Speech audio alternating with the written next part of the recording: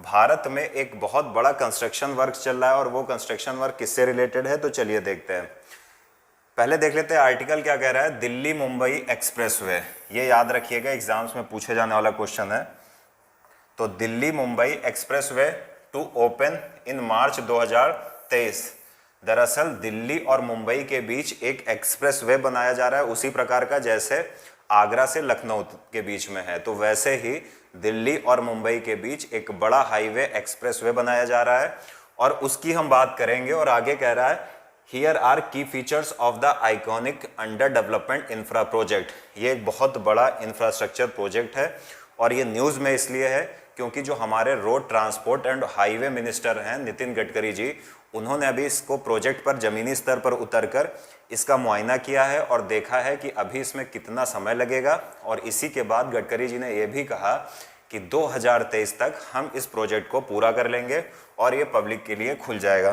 तो चलिए सबसे पहले समझते हैं कि ये है क्या, इसका उद्देश्य क्या है। तो सबसे पहले आपको ये पता होना चाहिए कि जो ये एक्सप्रेसवे बन रहा है, अगर आप इसमें देखें तो ज़्यादा बेहतर, अभी इसकी बात करेंगे तो इसमें क्या क्या है और क्या इसका उद्देश्य है। पहली चीज़ अगर मैं बात करूं तो कहा जा रहा है कि ये दुनिया का सबसे बड़ा एक्सप्रेसवे है, सबसे लंबा एक्सप्रेसवे है। तो क्या कहा जा रहा है कि ये longest expressway of the world है, यानी दुनिया का सबसे बड़ा एक्सप्रेसवे ये है। अब ये कर क्या रहा है पहले ये देख लीजिए। दरअसल ये 1380 किलोमीटर में बनाया जा रहा है। कितने किलोमीटर में, कहीं ना कहीं लिखा होगा 1350, देखिए इसमें लिखा है, अलग अलग सोर्सेज में अलग अलग दिया रहता है, तो इस बात को याद रखिएगा कि ये 1350, 1380, 1350, आप एक आंकड़ा लेके चलो कि 1350 किलोमीटर के आसपास ये बनाया जा रहा है और ये 8 लेन है। और कहा जा रहा है कि अगर कभी भविष्य में ट्रैफिक बढ़ा तो इसको बढ़ाकर 12 लेन तक कर दिया जाएगा। तो ये इसकी बहुत बड़ी क्षमता दिखा रही है, पहली चीज़। दूसरी बात है ये कहाँ से कहाँ तक फैला हुआ है। तो ये जो 1380 किलोमीटर का ये जो एक्सप्रेसवे है, ये आप देख रहे हैं सोहना हरियाणा से लेकर ये मुंबई के मीरा भाईंदर तक फैला हुआ है। तो इस बात को याद रखिए, ये याद रखने वाली बात है कि जो ये दिल्ली और मुंबई एक्सप्रेसवे बन रहा है तो ये कहाँ से कहाँ तक फैला हुआ है। तो सोहना हरियाणा से लेकर मीरा भाईंदर यानी मुंबई तक फैला हुआ है। सबसे बड़ी चीज इसकी ये आ जाती है। दूसरी बात क्या होगी कि ये कई, आप देख रहे हो, कई राज्यों से होकर गुजर रहा है, जैसे राजस्थान, जैसे मध्य प्रदेश, जैसे गुजरात, जैसे महाराष्ट्र, जैसे हरियाणा। तो काफी राज्यों में इसका विस्तार है। तो इसका मतलब क्या है कि इससे कनेक्टिविटी बहुत ज्यादा बूस्ट करेगी, इकोनॉमिक एक्टिविटीज बूस्ट होंगी, पहली चीज। अब इस एक्सप्रेसवे की कुछ विशेषताएं हम पढ़ लेते हैं। तो सबसे बड़ी विशेषता यह है कि कहा जा रहा है कि पहले जब आप कभी दिल्ली से मुंबई जाते थे तो 20 से 24 घंटे का समय आपको लगता था। अब इस एक्सप्रेसवे बन जाने के बाद कहा जा रहा है कि वो समय घटकर हो जाएगा लगभग 12 घंटे, 11 घंटे। तो लगभग आधा समय हो जाएगा अब मुंबई से दिल्ली जाने में।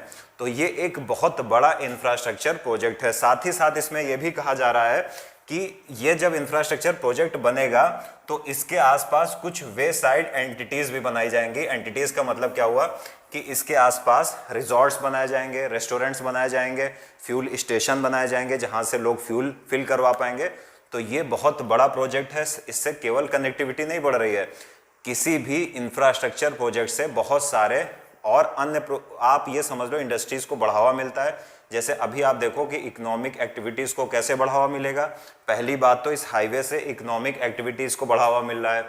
दूसरी चीज़ क्या है कि जब इसके बाहर किनारे रिजॉर्ट बनेगा तो लोग थकेंगे तो रुकेंगे, जब रेस्टोरेंट बनेगा तो वहाँ खाना खाएंगे, अगर फ्यूल स्टेशन बनाए जाएंगे तो फ्यूल स्टेशन का मतलब तेल की कमी होगी तो फ्यूल भरवाएंगे। तो और भी इकोनॉमिक एक्टिविटीज़ को इससे फ़ायदा मिलता है। उसके अलावा क्या है कि यहाँ पर हेलीकॉप्टर एम्बुलेंस की व्यवस्था की गई है, यानी एक हेलीपैड बनाया जाएगा और हेलीपैड के माध्यम से हेलीकॉप्टर एम्बुलेंस की सुविधा दी जाएगी। इसका मतलब क्या है कि मान लिया इस 1380 किलोमीटर ये जो एक्सप्रेसवे बन रहा है, अगर यहाँ पर कोई दुर्घटना हो जाती है, कोई एक्सीडेंट हो जाता है, तो उस हेलीकॉप्टर एम्बुलेंस के माध्यम से व्यक्ति को अस्पताल तक पहुँचाया जाएगा ताकि त्वरित रूप से उसको अस्पताल की सुविधाएं प्रदान की जाएं। साथ ही साथ ये भी कहा गया है कि इस हेलीकॉप्टर एम्बुलेंस के लिए जो हेलीपैड बनाया जाएगा, उस हेलीपैड का प्रयोग ड्रोन एक्टिविटीज़ में भी किया जाएगा। तो क्वेश्चन उठता है ड्रोन यहाँ पर क्या करेंगे। आपको पता है कि आजकल ड्रोन को बहुत ज़्यादा बढ़ावा दिया जा रहा है। क्यों? क्योंकि सरकार, आपको पता है कि ड्रोन रूल्स भी लेकर आई है इसी वर्ष, न्यू ड्रोन रूल्स, जिन्हें हम पढ़ भी चुके हैं करंट में।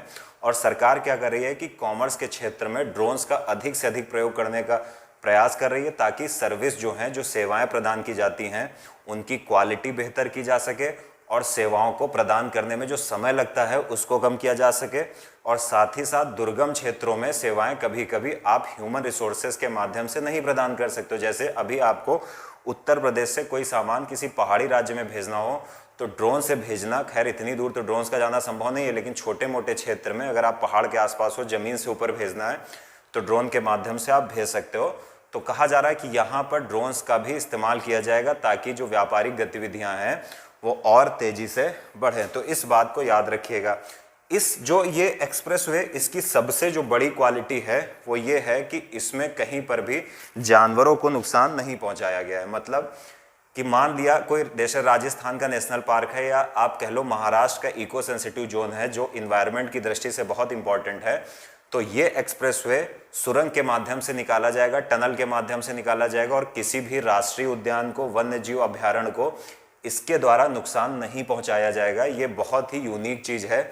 ज़्यादातर क्या होता है, जब भी इंफ्रास्ट्रक्चर प्रोजेक्ट्स का डेवलपमेंट होता है तो वो मतलब नेशनल पार्क, राष्ट्रीय उद्यान या वाइल्ड लाइफ सेंचुरी, वन्यजीव अभ्यारण्य से होकर गुजरते हैं, जिससे इन्वायरमेंट, इकोलॉजी और इकोसिस्टम को बहुत ज़्यादा नुकसान पहुंचता है।